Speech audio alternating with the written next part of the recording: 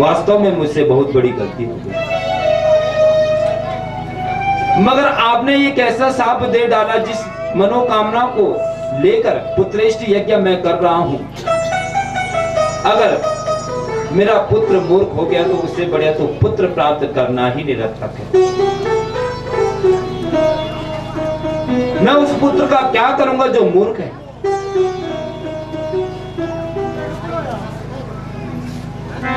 मूर्ख पुत्राद पुत्रत्वं वरं वेद विदो विदो तथापि ब्राह्मणो मूर्ख सर्वेषां निंदयेत्। सभी कहते हैं कि शास्त्रों में भी है कि मूर्ख पुत्र होने से तो अपुत्र होना उचित है। बाकी उसके ऊपर कृपा हो गई तो शिकारी को उत्तर देते हुए सत्यव्रत कहता है, सापस्य दिन सा ब्रूते या ब्रूते सा न पश्यति अहो व्याध स्वकार्यार्थिं किं पृच्छसि पुनः पुनः। अरे शिकारी, तुम कैसा प्रश्न पूछते हो कि तुमने घायल सुअर को देखा। देखो, सा पश्यति न सा ब्रूते, ये आंखें देखती तो है किंतु बताती नहीं है, और ये मुंह तो बोल सकता है किंतु इस मुंह ने तो देखा नहीं है। और तुम बार बार मुझसे प्रश्न कर रहे हो कि तुमने देखा।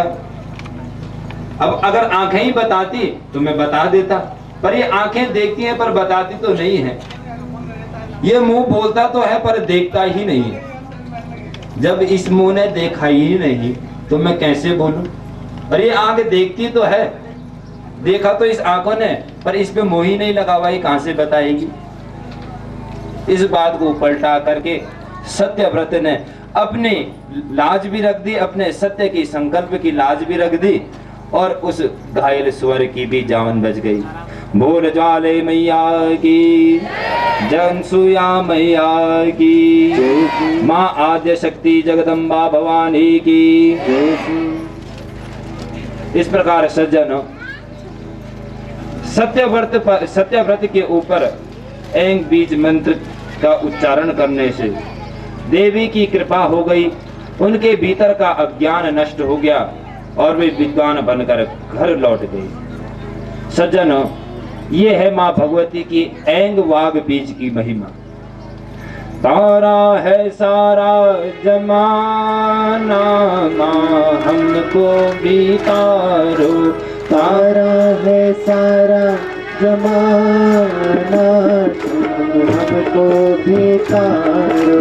तारा है सारा जमाना, माँ हमको भी तारो।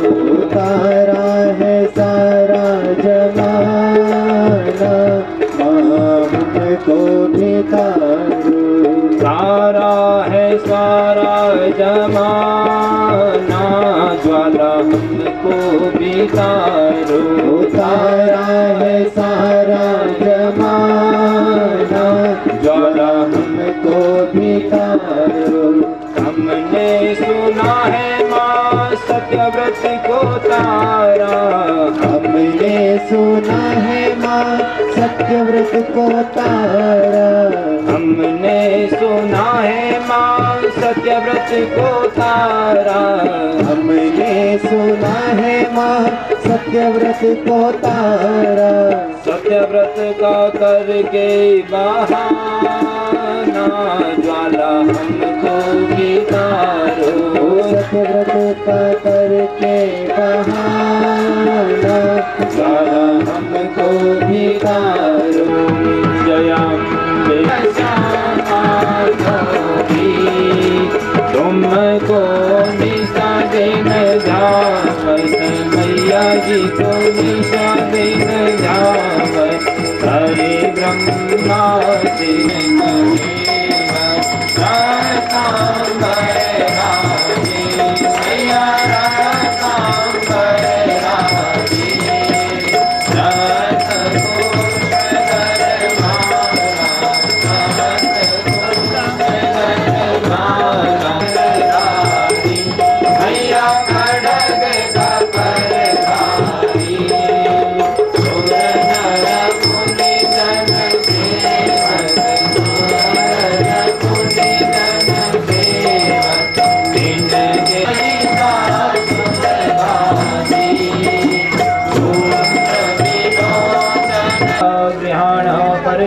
परमेश्वरी। बोलो ज्वाला मैया की जय, अनुसुया मैया की जय, रुद्रेश्वर भगवान की जय। गांव के सहयोग के द्वारा, गांव के युवकों के विशेष सहयोग के द्वारा, विशेष शक्ति के द्वारा मां ज्वाला ने 6 महीने बद्रीनाथ धाम का दर्शन किया। हरिद्वार, देहरादून, पूरे गढ़वाल में मां परांबा जगदम्बा ने भ्रमण किया। सज्जनों, जहां जहां हमारी मां परांबा, मां ज्वाला गई, वहां से नई रिद्धि सिद्धि उस क्षेत्र के महात्म्य को लेकर आई। और आज सज्जनों, इन 9 दिनों में जितना मां परांबा ने 6 महीने में रिद्धि सिद्धियां ली, अपने महात्म्य को लिया, क्षेत्रों में जाकर, क्षेत्र की तीर्थों में जाकर स्नान किया, तीर्थ के जल का जो मां परांबा पे सिंचन हुआ, उसका महात्म्य लेकर मां परांबा आज इस बड़द्वारा ग्राम में उपस्थित है। सज्जनों, ये हमारा विशेष अवसर है, क्योंकि इन 9 दिनों में जिसने भी मां से कुछ ना कुछ मांगा, मां निश्चित रूप से उसकी वो मनोकामना से उसकी झोली भर देगी। सज्जनों, किंतु मांगे तो प्रेम से।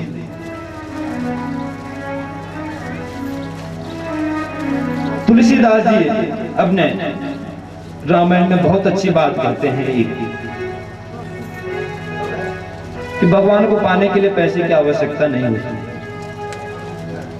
1000 के नोट पे तो एक ही सिल्वर की पत्ती लगी रहती है, और ना जाने उस परांबा पर ब्रह्म परमेश्वर के पास कितने ऐसे सिल्वर की खाने होंगे, कितने सोने की खाने होंगे जिसे हमें पता भी नहीं। उसके सामने तो ये खाली एक आपकी श्रद्धा का प्रतीक मात्र है। भगवान अंदर का देखता है, वैभव किसी का नहीं देखता, क्योंकि भगवान ने स्वयं वो वैभव उस व्यक्ति को दिया है। पर हम क्या दें भगवान को? शरीर दें, शरीर तो भगवान ने दिया है।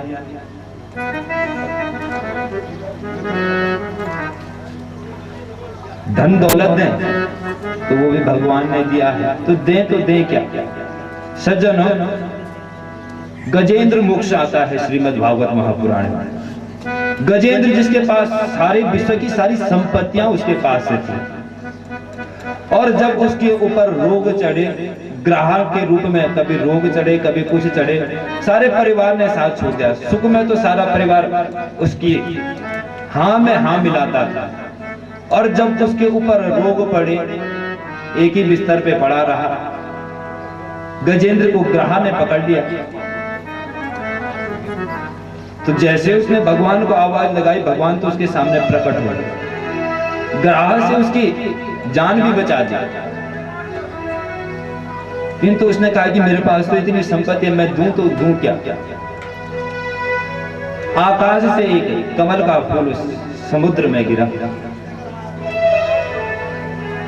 उस समुद्र से उसने उस कमल को पकड़ा और बोला कि प्रभु, वैसे तो मेरे पास सारी संपत्तियां हैं, पर जो ये मन है, इसको मैंने सुंदर करके, इस मन को निश्चल करके, ये सुमन मैं आपके चरणों में अर्पित करता हूं। इसलिए पुष्प को सुमन भी कहते हैं।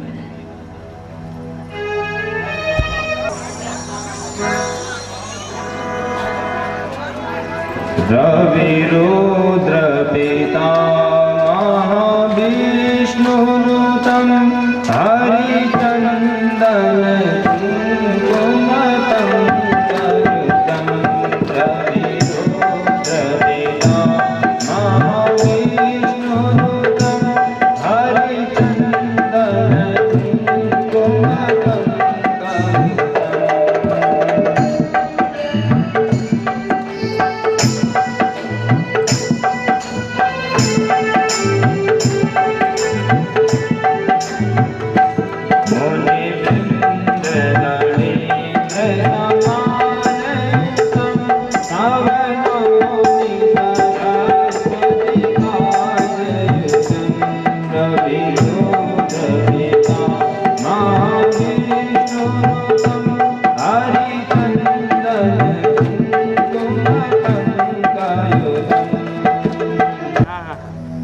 मां परांबा की ऐसी और कोई कथा है कि जिससे मैं उन्होंने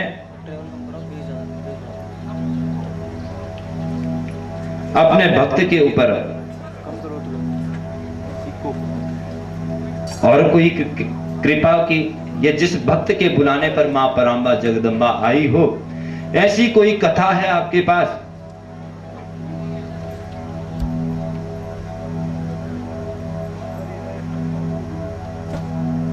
वेद व्यास जी ने कहा कि उस परांबा जगदम्बा की अनेक लीलाओं का वर्णन करने में मेरी इतनी सामर्थ्य तो नहीं है, किंतु जितना उस परांबा ने मुझे सामर्थ्य दिया, जितनी उस परांबा ने मुझे बुद्धि दी, उस बुद्धि को लेकर मैं आपको अब मां परांबा की कृपा के द्वारा किस प्रकार सुदर्शन का विवाह हुआ, किस प्रकार उसे राज्य मिला, इसकी कथा सुनाता हूं।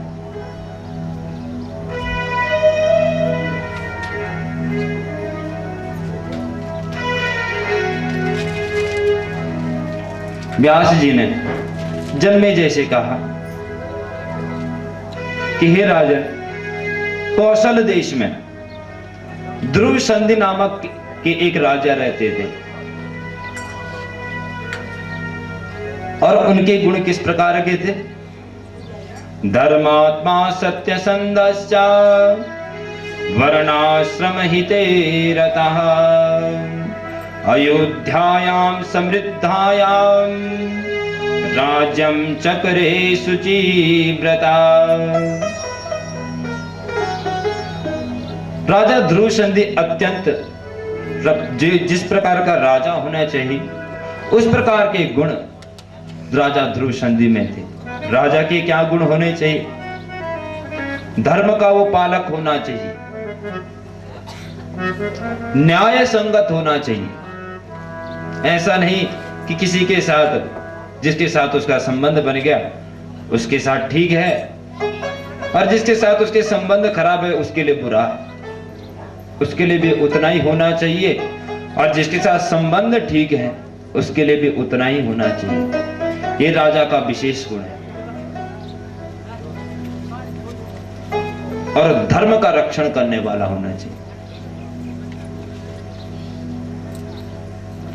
ध्रुव संधि नाम के राजा थे। उनकी जो नगरी थी वो अयोध्या थी। राजा ध्रुव संधि की 2 पत्नियां थी, जिसमें पहली का नाम था मनोरमा और दूसरी पत्नी का नाम था लीलावती। मनोरमा धर्म पत्नी स्वरूपेति विचक्षणा, लीलावती द्वितीया च सापि रूप गुणान्विता।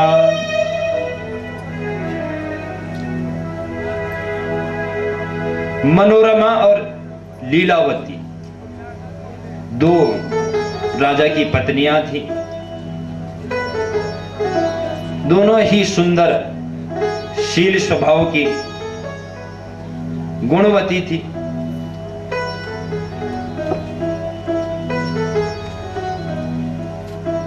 शुभ काल आने पर, शुभ समय आने पर ध्रुव संधि की बड़ी जो पत्नी थी उनकी मनोरमा, उससे एक पुत्र रत्न उत्पन्न हुआ, जिसका एकादश दिवस में नामकरण संस्कार किया गया। इस बालक का नाम रखा गया सुदर्शन। जब इस बालक का जन्म हुआ तो इस बालक के चरणों में शंख चक्र गदा पद्म के चिन्ह पहले से विराजमान थे, अर्थात राजा होने के लक्षण पहले से सुदर्शन में विराजमान है।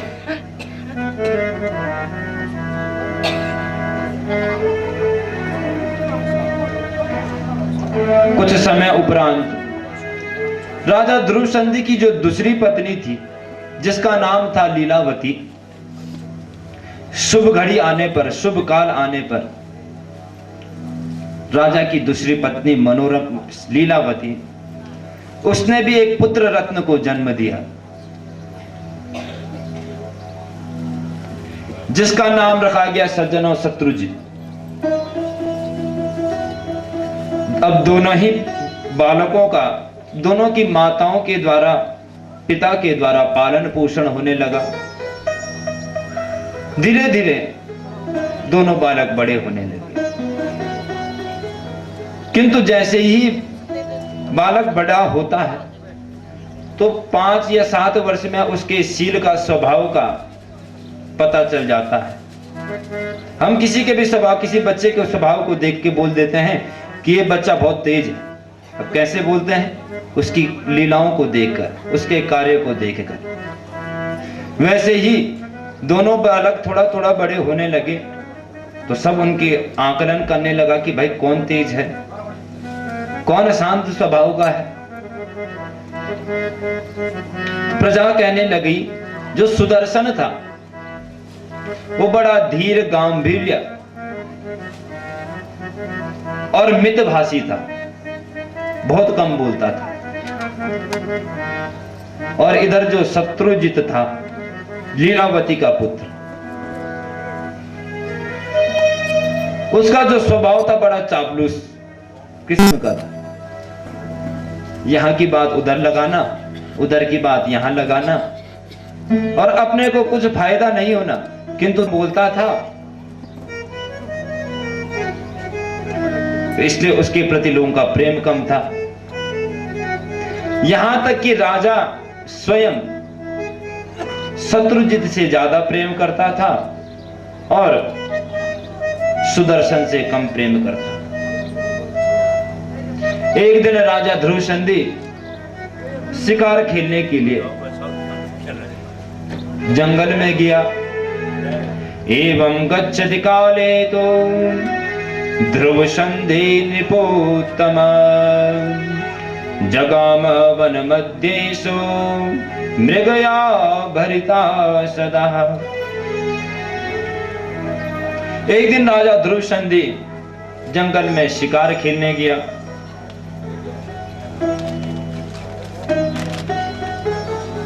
कुछ मंत्रीगण थे, कुछ सैनिक थे।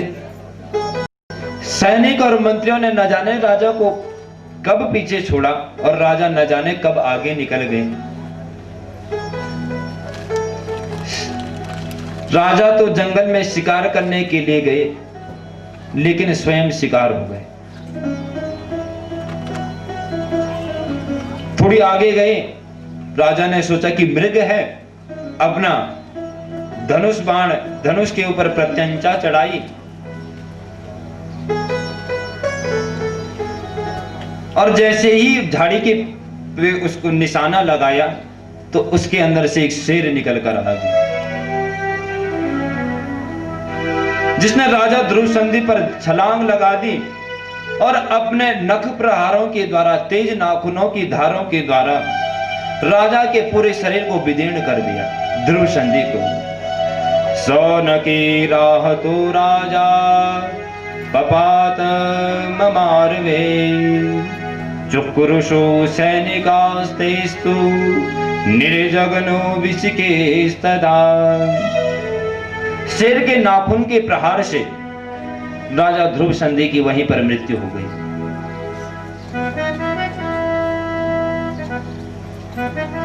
अंत में सैनिकों ने तो शेर को तो मार गिराया, किंतु राजा के प्राण नहीं बचा सकते, क्योंकि जो प्राण है, शरीर, वो परमात्मा के पास है। हमारे प्राणों की जो गिनतियां हैं, जो उनका समय है, उनका लेखा जोखा परब्रह्म परमात्मा के पास है। और उसके पास आयु की गणना नहीं रहती, उसके पास श्वासों की गणना रहती है। वहां पर जब गणना होती है तो ऐसा लिखा जाता है कि इस व्यक्ति के पास इतनी श्वास है, क्योंकि इसी श्वास के द्वारा इस शरीर का संचालन होता है।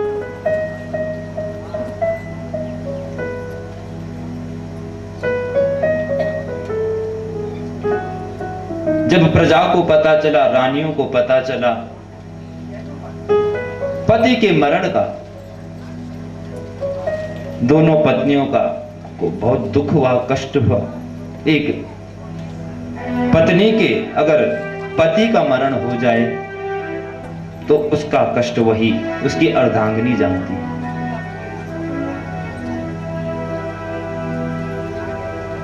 कुछ समय बाद प्रजा में सब कुछ शांत हुआ।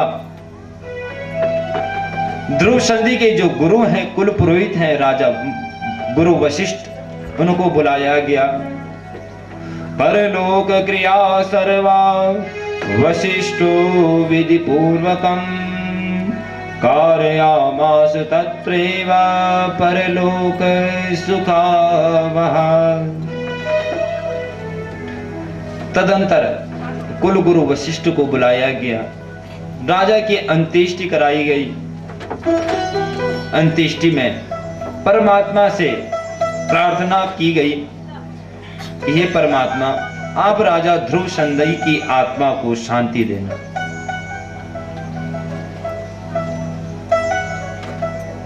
अब ये बात हुई कि कौन राजा बनेगा, किसको राजा बनाया जाए। सभी मंत्रीगण कुल पुरोहित वशिष्ठ जी को बुलाया गया।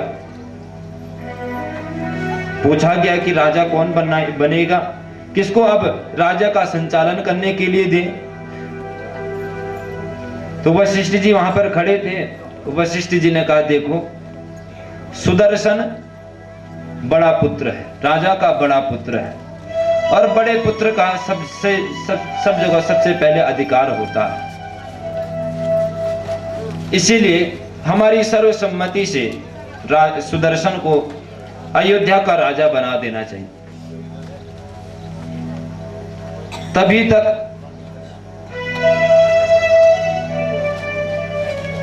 दोनों के नाना वहां पहुंच गए।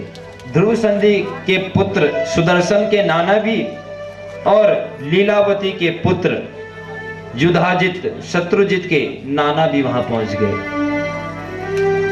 नितजा मातरं श्रुत्वा लीलावत्या पिता तदा तत्रा जगाम त्वरितो दोहित्रो प्रियकाम्यया वीरसेनास्तथा याता सुदर्शन हितेक्षया।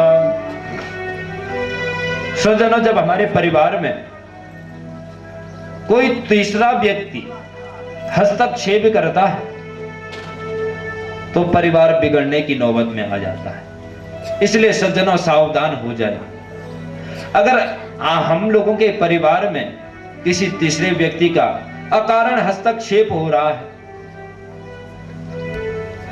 तो समझ लेना कि उस दिन से घर बिगड़ने हैं। इसलिए उन अकारण व्यक्तियों के अकारण हस्तक्षेप को रोकना है। अगर उन हस्तक्षेपों को ना रोका गया तो हमारे घर को बिगाड़ने से कोई नहीं बचा सकता। हम बोलते हैं कि हे भगवान, मां जगदम्बा ने उसे अपना काम बीज बना दिया। जो शब्द किसी दूसरे की हंसी के लिए उड़ाया गया था, उसी शब्द को मां भगवती की कृपा से वो काम बीज बन गया। 5 वर्ष की अवस्था हो गई, लेकिन सुदर्शन वो क्लीव क्लीव क्लीव क्लीव बोलता रहा। जब सुदर्शन को 11 वर्ष हुए तो भारद्वाज मुनि ने सुदर्शन का उपनयन संस्कार किया, मौंजी बंधन संस्कार किया।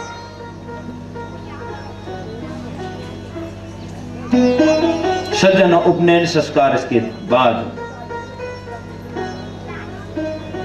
जिसका उपनयन संस्कार हो चुका हो वो संध्या का अधिकारी हो जाता है, वेदाध्ययन का अधिकारी हो जाता है, शिक्षा ग्रहण करने का अधिकारी हो जाता है। सुदर्शन ने भी राजा मुनि भारद्वाज से गुरु मंत्र लिया, गायत्री की दीक्षा ली, वेदाध्ययन किया, किंतु उसकी वो आदत नहीं छूटी क्लीब क्लीब बोलने की। और न जाने उसने कितनी बार वो क्लीब बोल दिया।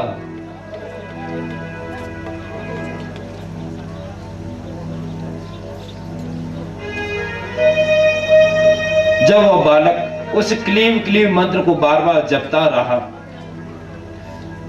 तो एक दिन उसकी जो इस सार्थकता थी, जो इस मंत्र की सार्थकता थी, सफलता थी, वो भी आ गई।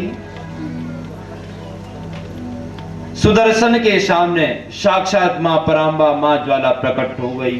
बोल ज्वाले मैया की जय। मां जगदम्बा ने स्वर्णिम नाना प्रकार के गहने आभूषण से रजित है, सारे गहने पहने हुए हैं, लाल रंग की माला पहनी हुई है। मां परांबा जगदम्बा अपने अष्ट, वैसे तो मां परांबा की 18 भुजाएं हैं, लेकिन उनमें 2 ही भुजाओं को मां परांबा ने धारण किया है। और सुदर्शन के साथ बाल स्वभाव तो ऐसा था उसका कि ना तो किसके साथ ज्यादा, पहले भी उसका जो स्वभाव था, ना तो किसी के साथ ज्यादा बोलता था, अपने कार्य से जितना हो सके उतना मतलब रखता था। ना तो उसके साथ कोई बच्चा खेलता था, ना तो कोई बात करता था। अब वो किसके साथ खेले, किसके साथ बात करे। मां परांबा के उस क्लींग नामोच्चार के कारण मां परांबा उसके साथ बच्चों की तरह खेलने लगी। वो सुबह जाता, जंगल में चले जाता गायों के साथ, आश्रम की गायों को लेकर, और मां परांबा उसके साथ वहां पर आ जाती। परांबा ही उसके साथ खेलती, परांबा ही उसे भोजन कराती, मां ज्वाला ही उसके साथ रहती। थोड़ा बड़ा हुआ और शरासनं च संप्राप्ता विशिखा च शिलासिता तूणीरं कवचं तस्मै दत्तवान् दत्तं चाम्बिकया वने। थोड़ा बड़ा हुआ सुदर्शन, मां भगवती ने उसे धनुष, बाण आदि सारे अस्त्र शस्त्र। सज्जनों, अस्त्र और शस्त्र में क्या अंतर है? अस्त्र वो होता है जिससे सामने से सामने वार किया जाता है, वो अस्त्र है। जिससे दूर का वार किया जाए वो है शस्त्र। अस्त्र और शस्त्र में यह अंतर है। मां परांबा ने उसे कुछ अस्त्र प्रदान किए, कुछ शस्त्र प्रदान किए। इधर सुबाहु नाम का जो काशी नरेश है, उनकी पुत्री का नाम है शशिकला। वह भी मां परांबा जगदम्बा की भक्तन थी, स्वभाव की सुंदर थी, गुण की जो उसका स्वभाव था वो शील स्वभाव था, सरल स्वभाव था, अत्यंत सुलक्षणा थी।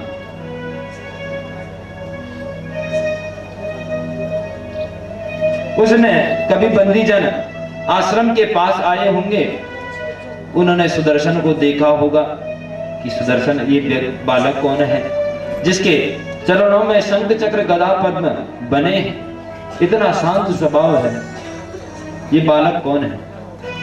तो किसी ने कहा होगा ये सुदर्शन है। तो एक दिन वो बंदीजन अपने काशी नगरी में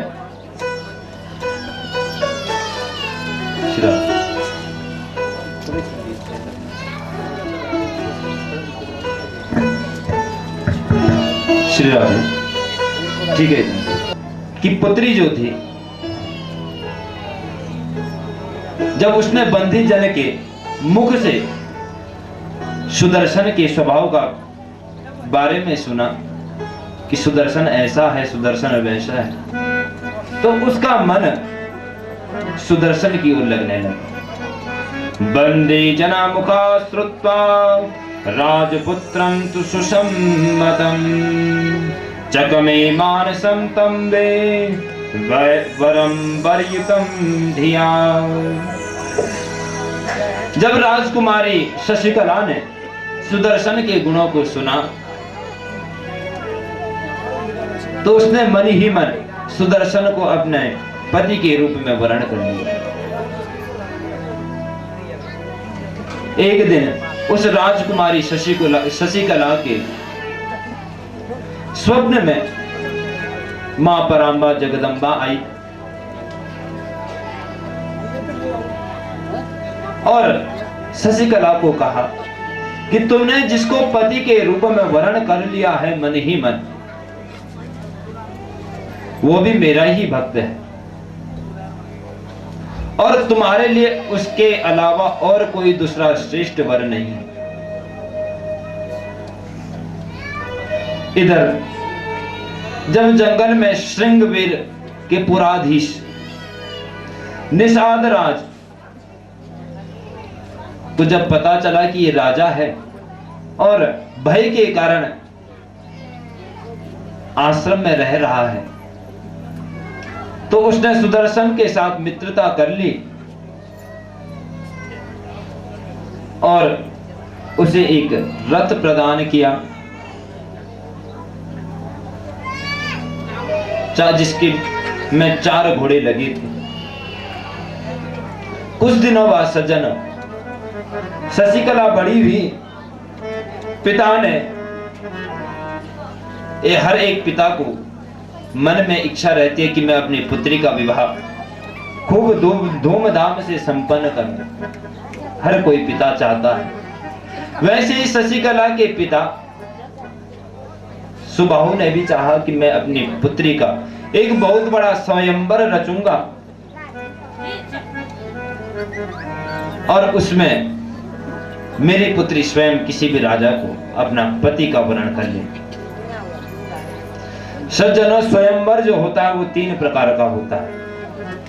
एक हुआ इच्छा स्वयंवर, अर्थात अपनी इच्छा से ही किसी का भी वर्ण करना, वो है इच्छा स्वयंवर। दूसरा है प्रतिज्ञा स्वयंवर।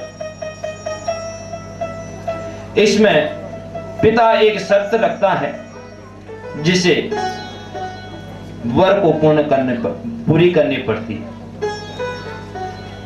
श्रीमद् भागवत महापुराण में भगवान कृष्ण का नागनिजिति के साथ जो विवाह हुआ था वो प्रतिज्ञा स्वयंवर के अनुसार हुआ था। और तीसरा है शौर्य स्वयंवर, जो भगवान राम का हुआ कि पहले इस धनुष को तोड़ो, तब जो ये धनुष को तोड़ेगा वो सीता के साथ विवाह करेगा। इस 3 प्रकार की स्वयंवर, इच्छा स्वयंवर, प्रतिज्ञा स्वयंवर, शौर्य स्वयंवर। जो शशिकला का विवाह हुआ वो इच्छा स्वयंवर रखा गया था।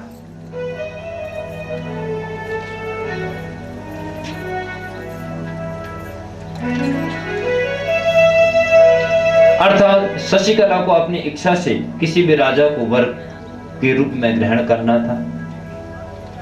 सज्जनों, हिंदू धर्म के अंतर्गत 8 प्रकार के विवाह हैं। जो हमारे यहाँ विवाह पद्धति है वो है ब्रह्म विवाह, उसे ब्रह्म विवाह कहते हैं। एक होता है प्राजापत्य विवाह।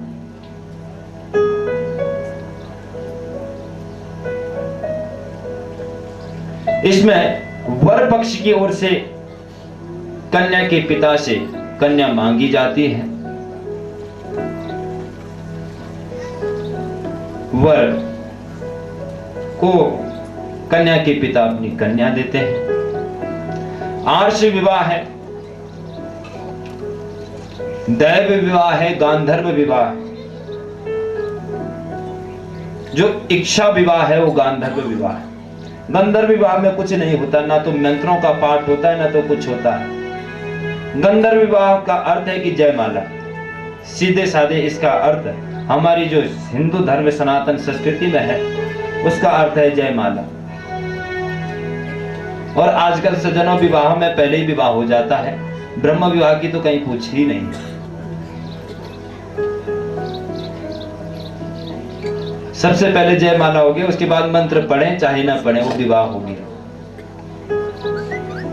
सज्जनों, बुरा ना माने तो ये पद्धति ठीक पद्धति नहीं। ब्रह्म विवाह के बाद अगर आप जयमाला का कार्यक्रम रखें तो वो सही मार गए। विवाह हुआ नहीं, पहले ही वर ने वधू के गले में माला डाल दी। इसलिए सज्जनों, आज इतने तलाक हो रहे हैं, इतने पति पत्नी के बीच झगड़े हो रहे हैं, इसका यही कारण है। पता चला कि मेरे पिता ने स्वयंवर रचा हुआ है, इच्छा स्वयंवर रचा हुआ है। देश विदेश के सब राजा हमारी नगरी में, हमारे राज्य में आ चुके हैं। तो शशिकला ने क्या किया, एक दूत को बुलाया, एक ब्राह्मण को बुलाया, उसके पास एक चिट्ठी लिखी,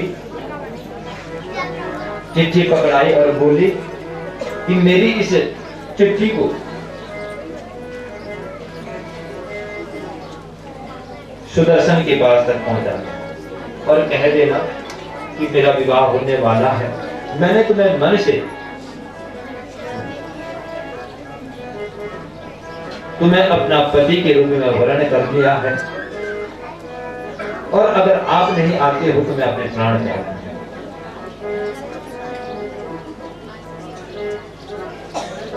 मैंने दुर्गा मैया की कृपा से आपको अपना पति का वर्ण कर लिया है। आप इस स्वयंवर में अवश्य आना और मुझे लेके चले जाना।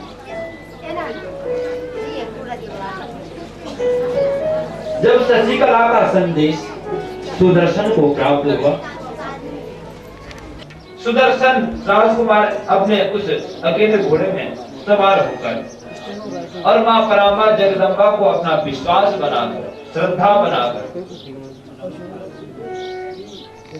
माता पिता ने शशिकला को कहा कि बेटी, हमने तेरा स्वयंवर रचा है और यहाँ कई देश विदेश के राजा आ गए हैं। तूने अपनी इच्छा से किसी भी राजा के ऊपर ये माला डाल दी है। शशिकला ने अपने पिता से साफ इनकार कर दिया कि पिताजी, क्या जिसके पास आज संपत्तियां हैं और गुण नहीं है, क्या वो मेरा रख रखाव कर पाएगा? तो संपत्ति ना देखे, वर के गुणों को देखे, क्योंकि संपत्ति तो कभी भी बनाई जा सकती है, ये तो कभी भी आ सकती है, कभी भी जा सकती है। किंतु अगर वर के गुण अच्छे हैं तो आपकी पुत्री को निश्चित रूप से अच्छे ढंग से रखेगा।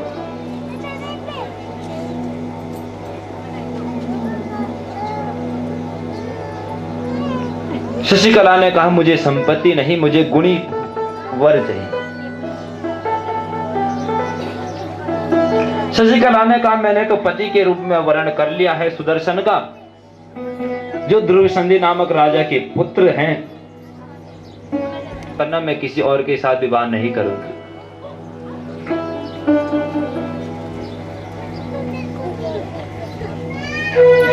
अब राजा सुबाहु को बहुत बुरा लगा कि मैंने इतना बड़ा स्वयंवर किया, इतने दूर दूर से राजा बुलाए, मेरी इन राजाओं के सामने कितनी बेइज्जती होगी। कोई मुझे कहेगा कि कैसा पागल है जिसने इतना बड़ा आयोजन रख दिया और इसकी पुत्री स्वयं ही मना कर रही है।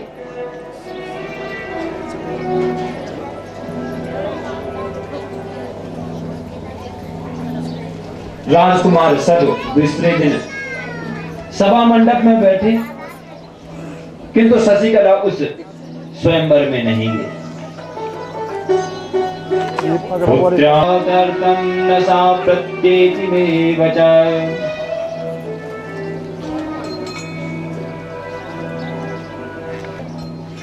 राजकुमार सुबाहु के सब लोग उनका हास कर रहे हैं, उपहास कर रहे हैं। उस सभा में युधाजित भी आया था अपने पुत्र शत्रुजित को लेकर। तो कई होते हैं सभा में, अरे साहब कैसे हो गया, हमको इतनी दूर से बुलाया और हमारा यहाँ पर असम्मान कर रहे हैं।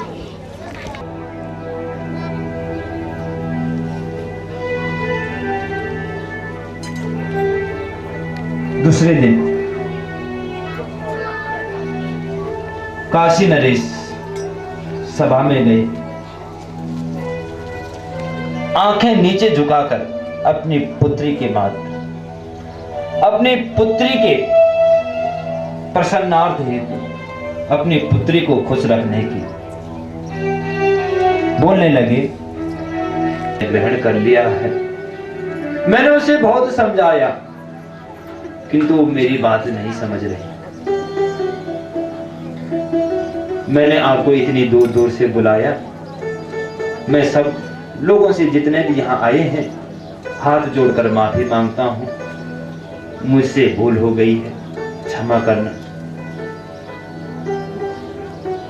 कृपा करके आप अब सब अपनी अपनी जो राजधानियां हैं, जिस जिस देश से आए हैं, जिस जिस नगर से आए हैं, आप सब वहां चले जाए।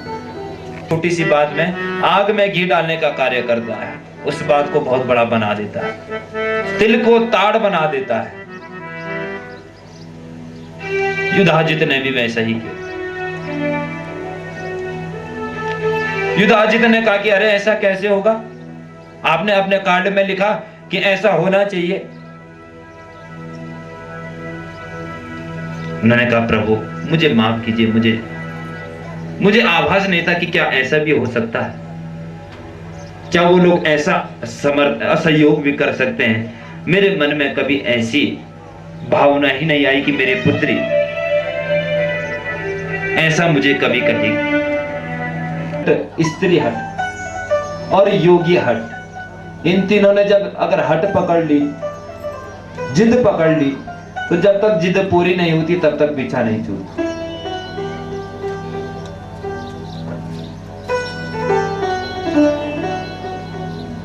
उसी दिन सुदर्शन भी अपने घोड़े में बैठकर अपनी माता के साथ अपने रथ में आ गया।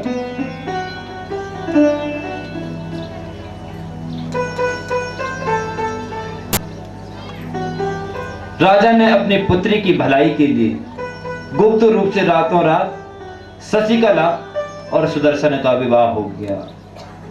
अग्निम अग्निम समाधाय पुरोहिता हुत्वा यथावच तदन्तराले आवाययतु कृतकौतुको वधूवरो प्रेमयुतो निकामम्। काशी नरेश के कुल पुरोहित ने अग्नि की स्थापना की। हमारे सज्जनों एक विशेष बात है, ज्वाला का अर्थ होता है अग्नि, लपटें, अग्नि की लपटों को ही ज्वाला कहते हैं। और हमारे हर कार्य में ज्वाला रहती है। हमारा जब जन्म होता है तो सबसे पहले जो सूतिका ग्रह रहता है उसमें सबसे पहले आग ही जगाती है। बचा सकता है ना, तो इस सुबाहु के पास इतनी क्षमता है, इतनी सैन्य क्षमता है कि ये मुझे हरा सके। आज अच्छा मौका है, कारण भी है। युधाजित अपनी पूरी सेना को लेकर काशी नगरी के मुख्य द्वार पर खड़ा हो गया।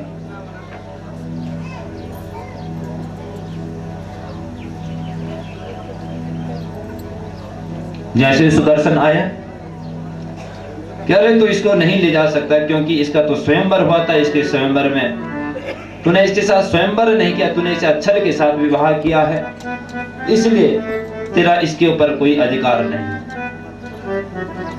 सुदर्शन ने कहा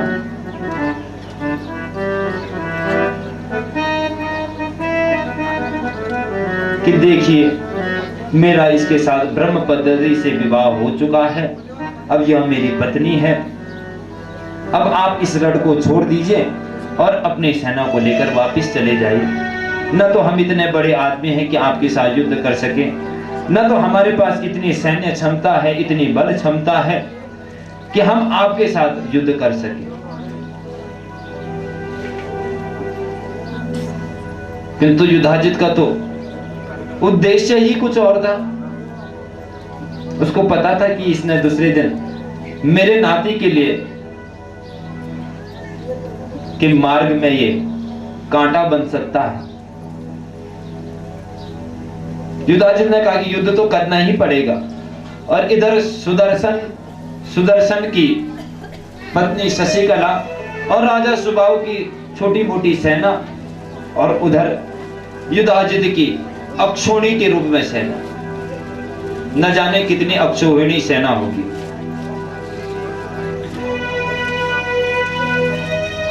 जैसे ही युधाजित सुदर्शन पर अपना वार करने लगा तो सुदर्शन ने जो उसने क्लीव क्लीव कहकर मंत्र का जाप किया था उसका जाप करने लगा।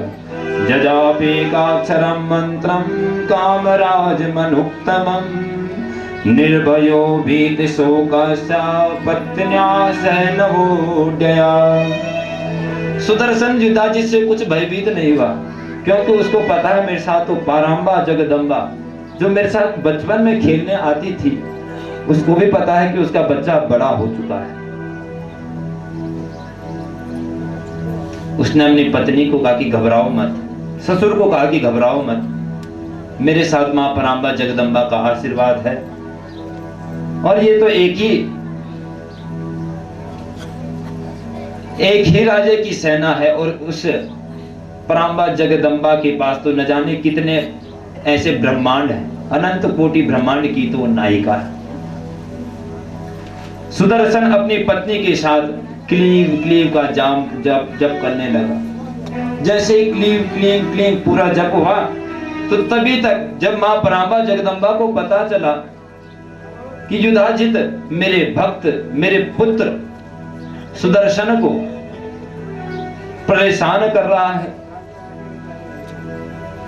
तो उसी समय देवी मां परांबा जगदम्बा उस स्थान पर प्रकट हो गई। बोल जगदम्बे मैया की, ज्वाला मैया की, अनसुया मैया की। प्रादुर्बभूव सहसा देवी सिंहो परिस्थिता, नाना युद्धधरा रम्या वराभूषण युभूषिता। और दिन मां परांबा जगदम्बा ने सुदर्शन को 2 हाथों में दर्शन दिए। आज मां परांबा के भक्त सुदर्शन पर जब कष्टों की, जब मां परांबा जगदम्बा के भक्त सुदर्शन को जब कोई दूसरा परेशान कर रहा था, दूसरा उसे सता रहा था, तो आज मां परांबा जगदम्बा 18 भुजाओं को लेकर शेर पे सवार होकर युधाजित सुदर्शन की साथ खड़ी हो गई। होके शेर में सवार मैया ओढ़े चुनरी, होके शेर में सवार मैया ओढ़े चुनरी, होके शेर में सवार मैया ओढ़े चुनरी, होके शेर में सवार मैया ओढ़े चुनरी, मैया ओढ़े चुनरी, मैया ओढ़े ओढ़े चुनरी, मैया ओढ़े चुनरी।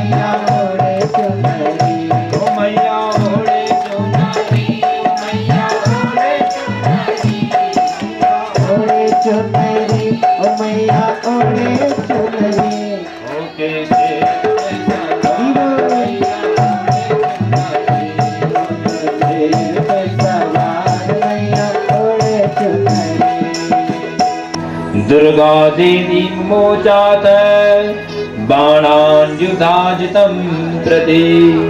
उस भयंकर युद्ध में जब मां परांबा जगदम्बा ज्वाला को क्रोध आया तो उसने अपने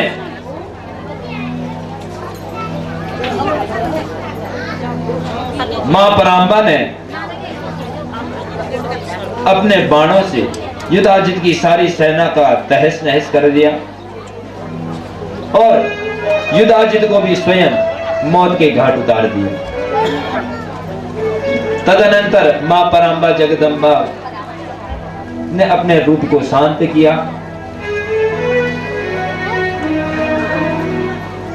देवी ने नव दंपति सुदर्शन और शशिकला को अपना आशीर्वाद दिया।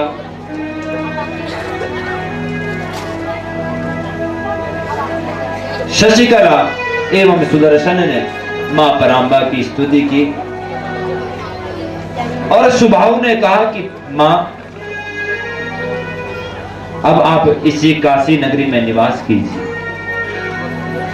सुबाहु मां परांबा की स्तुति करते हुए कहता है, एक तो देवलोकस्य राज्यं भूमंडलस्य च एकता दर्शनं तं मे न च तुल्यं कदाचन। हे जगदम्बिका, इस पृथ्वी लोक का और देवलोक का जितना ऐश्वर्य है वो एक तरफ है, और जिसको तुम्हारा दर्शन हो गया और तुम्हारे दर्शन को और देवलोक को तोला जाए तो उसके सामने कुछ नहीं है। पृथ्वी लोक के ऐश्वर्य को और आपके दर्शन को तोला जाए तो उसके सामने कुछ नहीं है। वो आपके दर्शन की बराबरी नहीं कर सकता।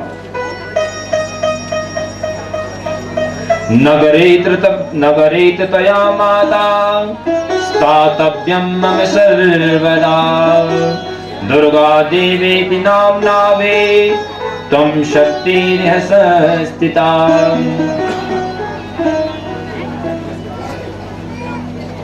हे परांबा, आप लोगों के कष्ट का निवारण करने वाली है, भक्त के कष्ट का निवारण करने वाली है, दुर्मरण का नाश करने वाली हैं, दुरत्तयों आताताइयों का नाश करने वाली हैं।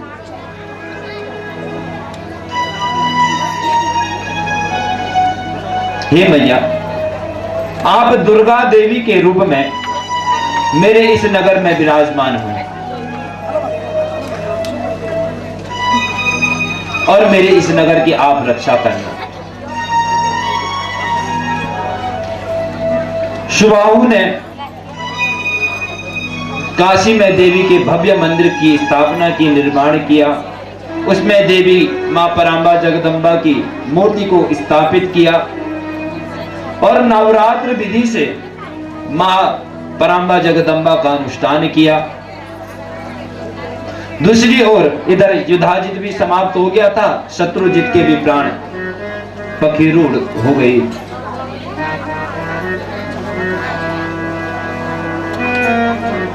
सुदर्शन ने भी अयोध्या नगर में मां परांबा जगदम्बा का नगर में अब मंदिर बनाया। वहां पर मां परांबा जगदम्बा की मूर्ति स्थापित की, अनुष्ठान किया और दुर्गा माता को प्रसन्न किया। सज्जनों, हम लोग नवरात्र विधान करते हैं, नवरात्रों में व्रत रखते हैं सब लोग। माताएं तो अक्सर ज्यादा नवरात्र में व्रत रखती हैं। आपके लिए विशेष चीज है, कृपया सभी लोग सावधान होकर सुने। नवरात्र करते हैं सब लोग घर में, इसके क्या विधान है? नवानाम रात्रिणाम समाहारा नवरात्रम। 9 रात्रियों का जो समूह होता है उसको नवरात्र कहते हैं। इसको नवरात्र क्यों कहते हैं? रात्र क्यों, 9 दिन क्यों नहीं कहा गया? 9 दिन भी तो कह सकते थे।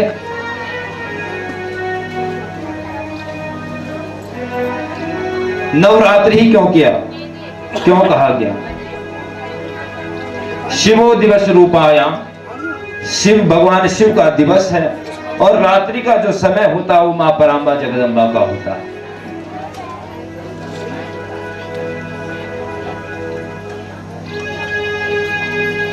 बारह राशियां होती हैं और सूर्य को 12 राशियों में को भोगने पर एक राशि में 1 महीने तक सूर्य रहते हैं। और ये शायद एक राशि सज्जनों 30 अंश की होती है। इस प्रकार 12 तियां 36, 360 अंश, अर्थात पूरा जब एक वर्ष होता है तो 360 होते हैं। और जो हमारा वर्ष होता है उसमें भी 365 दिन होते हैं, उसमें भी समय लग जाता है। जितना 360 अंश में लगता है वैसे मात्र 2-4 दिन का अंतर है, 365 दिन होते हैं। इसे सज्जनों बोलते हैं एक सौर वर्ष। एक सौर वर्ष में 40 नवरात्राएं होती हैं और 40 गुणा या 9 करेंगे 4 9 36, 360। एक साल में 40 नवरात्राएं होती हैं। इनमें शुक्ल पक्ष की 20 नवरात्राएं और कृष्ण पक्ष की, इनमें 4 नवरात्राओं का विशेष महत्व है सज्जन। एक साल में 4 बार नवरात्राएं आती हैं, इनका बहुत विशेष संबंध है। धर्म अर्थ काम मोक्ष, ये 4 नवरात्राएं इसको प्रदान करने वाली होती है। जो चैत्र शुक्ल पक्ष, जिस दिन से हमारा नव वर्ष प्रारंभ होता है, उस दिन से जो नवरात्रा प्राप्त शुरुआत होती है, प्रारंभ होती है, वो धर्म से संबंधित है। एक आषाढ़ के महीने में भी नवरात्रा आती है, इसका संबंध अर्थ से है। अर्थात किसी के घर में अर्थ की कमी चल रही है, आषाढ़ के महीने में नवरात्रा करता है, मां परांबा की कृपा से उसकी वो अर्थ आदि की कमी पूरी हो जाती है। एक होती है आश्विन शुक्ल पक्ष से प्रारंभ, अशुच के महीने की नवरात्रि, यह काम से संबंधित है। और चौथी है माघ की, ये गूढ़िया नवरात्रा है, गुप्त नवरात्रा कहते हैं, इसे मोक्ष की नवरात्रा कहते हैं। कहने का अभिप्राय सज्जनों ये है कि इन 4 नवरात्राओं में जो देवी परांबा जगदम्बा का शुद्ध मन से आवाहन ध्यान करता है, उसे धर्म अर्थ काम मोक्ष की प्राप्ति होती है।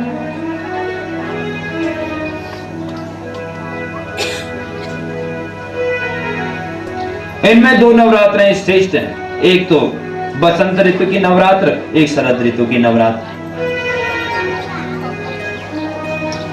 प्रश्न यह उठता है कि चैत्र की नवरात्रा और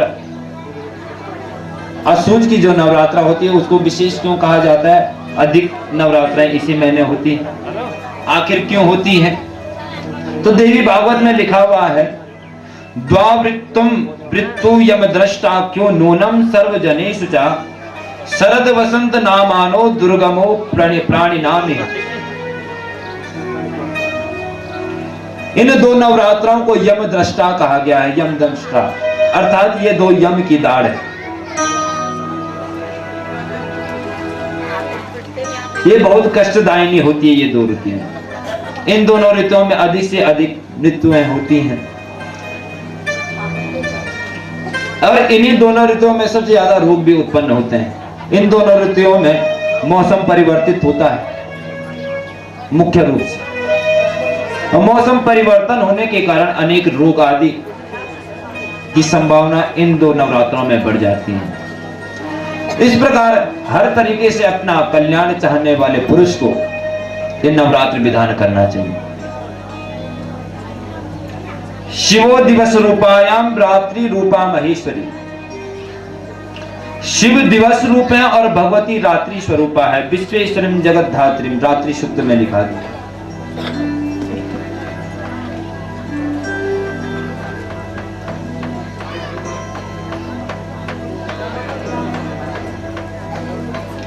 नव संख्या सज्जनों, 9 ही दिन क्यों कही गई? भाई नवरात्रि ही क्यों गया? 20 रात्रि भी तो कह सकते थे, या 25 रात्रि कहते, बोला नवरात्रि। 2 रात्रि कहते, 4 रात्रि कहते, नवरात्रि क्यों कहा? सज्जनों, जो ये 9 की संख्या है उसका बहुत विशेष महत्व है। एक 0 की संख्या का, एक 9 की संख्या का।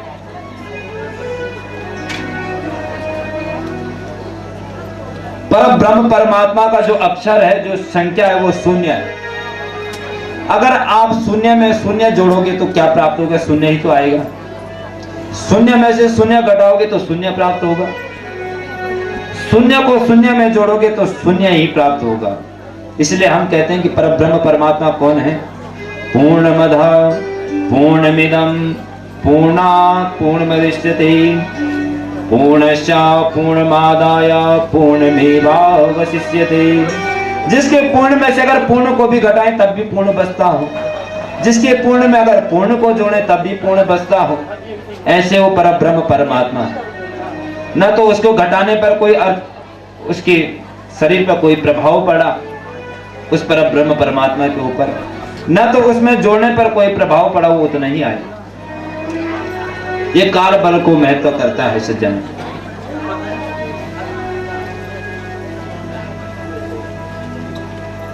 और 9 की संख्या 99 मंत्र भी कहा गया है। तो 99 मंत्र क्यों कहा गया? ज्यादा वर्ण भी तो हो सकते थे, किंतु कहा गया 99 मंत्र, नवरात्र। अगर आप 9 की संख्या को लेके चलें, ये भगवती का परम्बा जगदम्बा का अंग है। 9 का कितना भी पहाड़ा बोल दें आप, 9 एकम 9, 9 दूनी 18, 18 तो हुआ 9 दशांक के 90, 90 9 धन 0 बराबर 9, 9 नमा 81, 81 8 और 1 9, 9 पंजे 45, 4 और 5 9। चाहे कितने भी 9 से 9 का गुणा किसी भी संख्या से कर दें और अगर लास्ट में उनको जोड़ें, अंत में उनका जोड़ करें तो वो 9 ही आता है। कितनी भी परिस्थितियां बदल जाएं, किंतु लास्ट में अंत में आना वहीं पड़ता है, उसी की शरण में आना पड़ता है।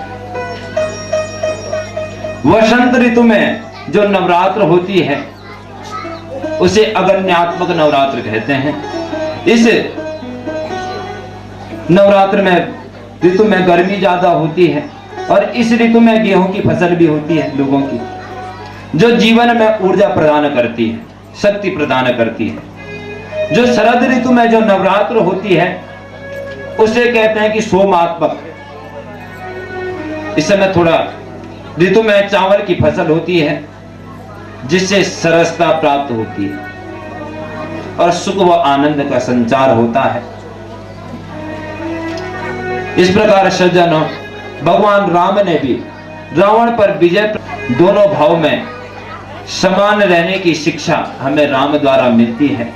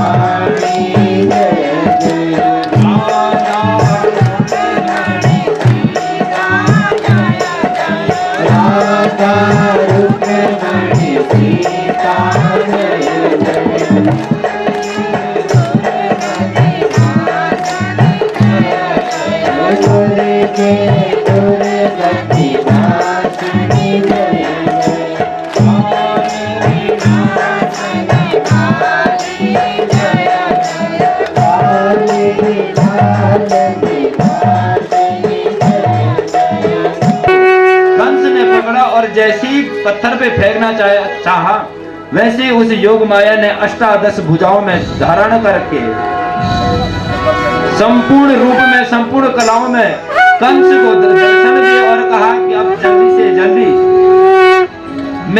मेरा अंश गोकुल में चले गया है और जल्द से जल्द समय आने पर तेरा वध होगा। बोल योग माया की जय।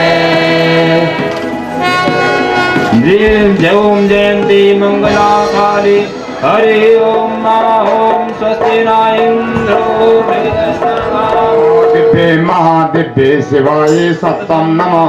नमो प्रकृतिबद्धाय नियता प्रतास्मदान राजाय नमो नित्याय गौरी जाते नमो नमो दुर्सन्याय चिन्ह रूपिणे सुखाय सत्सं नमो कल्याणे वृंदारूपेषु शांति रूपेण संस्थिता नमस्तस्ते नमस्तस्ते नमस्तस्ते नमो नमः या देवी सर्वभूतेषु जाति रूपेण संस्थिता नमस्तस्ते नमस्तस्ते नमस्तस्ते नमो नमः या देवी सर्वभूतेषु लज्जा रूपेण संस्थिता नमस्तस्ते नमस्तस्ते नमस्तस्ते नमो नमः या देवी सर्वभूतेषु शांति रूपेण संस्थिता नमस्तस्ते नमस्तस्ते नमस्तस्ते नमो नमः या देवी सर्वभूतेषु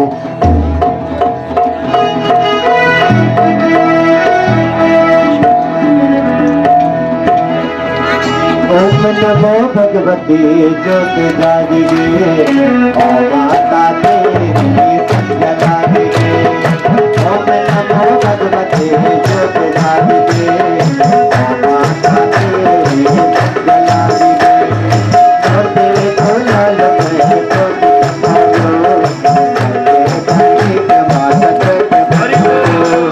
ज्योति खुलल में ज्योति समालो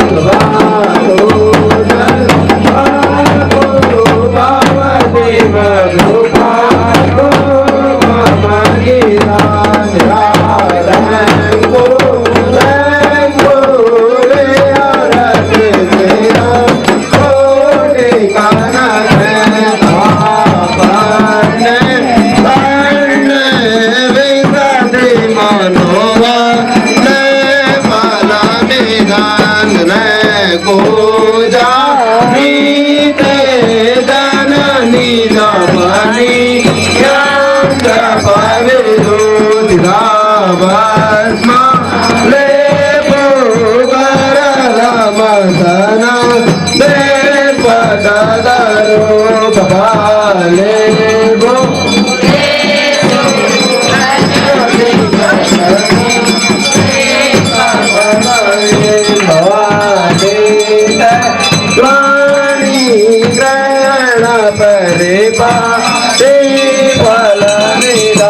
नमो